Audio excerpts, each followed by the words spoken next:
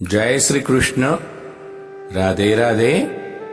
राधे सत्संग में रसपान करते मेरे सभी आत्मीयजनों, श्री वल्लभ की प्रेरणा से प्रेरित होकर राधे सत्संग में आज रासोत्सव क्या है, परमात्मा की ये लीला का भाव क्या है, इसमें कोई लौकिक भाव तो है नहीं, बल्कि प्रभु का दिया हुआ स्वरूपानंद भजनानंद तो है। तो इस रास लीला का सही तात्पर्य समझे।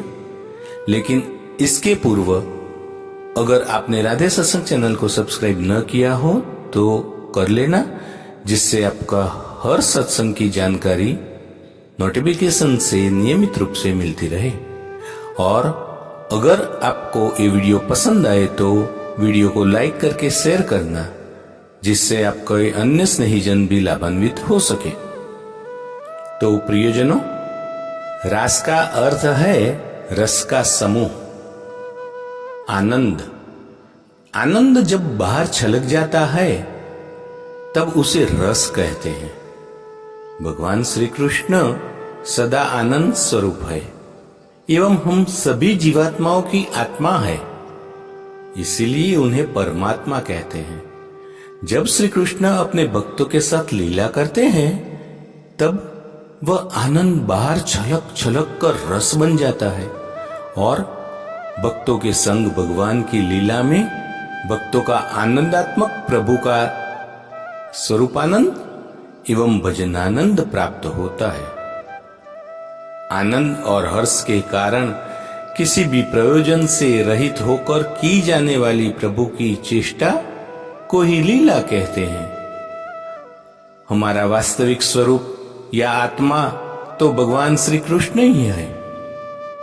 जीव तो आनंद की खोज में न जाने कहां कहां भटक रहा है, किंतु इस जीव को सच्चा आनंद तो भगवान के भजन से ही मिलेगा।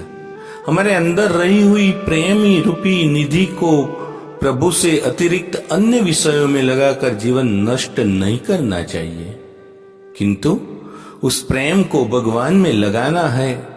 इसी की तो भक्ति कहते हैं। इस रास लीला को कई लोग स्वयं की लौकिक आसक्ति के कारण लौकिक भाव की तरह समझते हैं।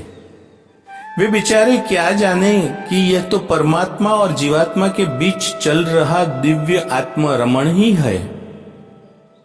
आत्मरमण का यह अर्थ है कि प्रभु अपने स्वरूप के साथ ही खेल रहे हैं। प्रभु की दृष्टि में दूसरा कोई नहीं है, क्योंकि प्रभु की लीला में सभी कुछ प्रभु ही बने हैं। जब प्रभु का वेणुनाद सुनकर गोपीजन प्रभु के समक्ष पधारे तब उन्होंने प्रभु से यही कहा कि वे सभी लौकिक और पारलौकिक विषयों को छोड़कर प्रभु के पास आते हैं, फिर रासलीला में लौकिकता कैसे रही।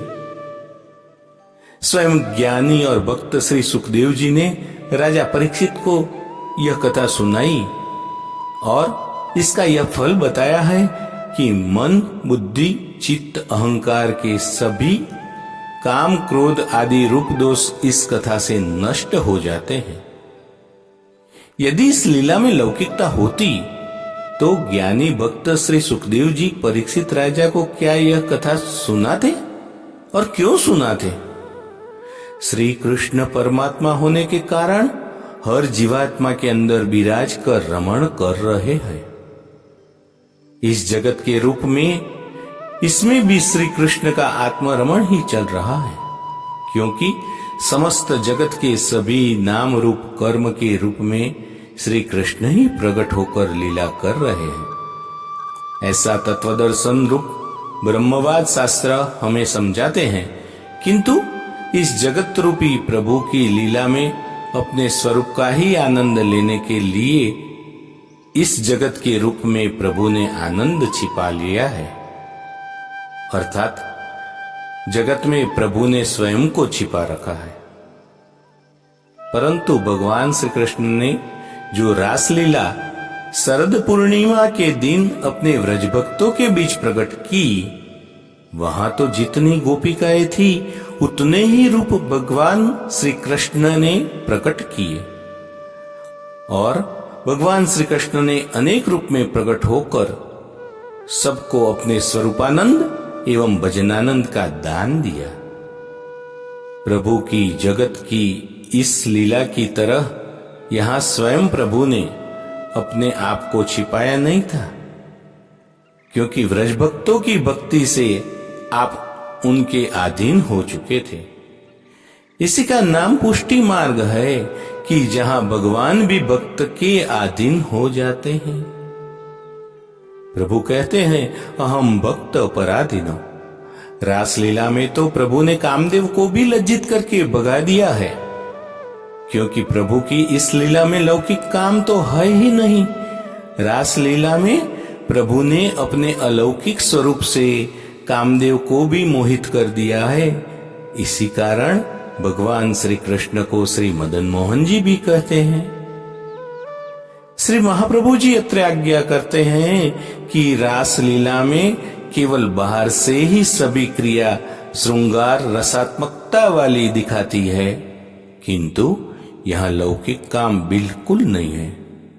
श्री महाप्रभु जी का नाम है रासलीलिक तात्पर्य।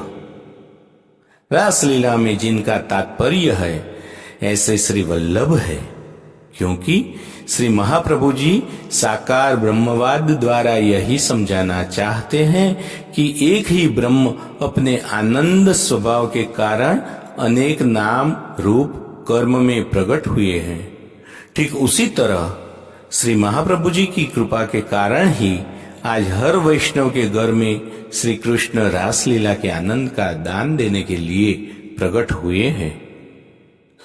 तो प्रियजनों, भगवान श्री कृष्ण की ये अद्भुत शरद पूर्णिमा रासोत्सव लीला के सत्संग को श्री वल्लभ के चरणों में समर्पित करके आज के राधे सत्संग को यही विराम देते हैं। फिर मिलेंगे राधे सत्संग में नए सत्संग के साथ। लेकिन इससे पूर्व अगर आपने राधे सत्संग चैनल को सब्सक्राइब न किया हो तो कर लेना, जिससे आपको हर सत्संग की जानकारी नियमित रूप से नोटिफिकेशन से मिलती रहे। और अगर आपको ये वीडियो पसंद आए तो वीडियो को लाइक और शेयर करना, जिससे आपके अन्य स्नेही जन लाभान्वित हो सके। रास बिहारी लाल की जय। जय श्री कृष्ण। राधे राधे।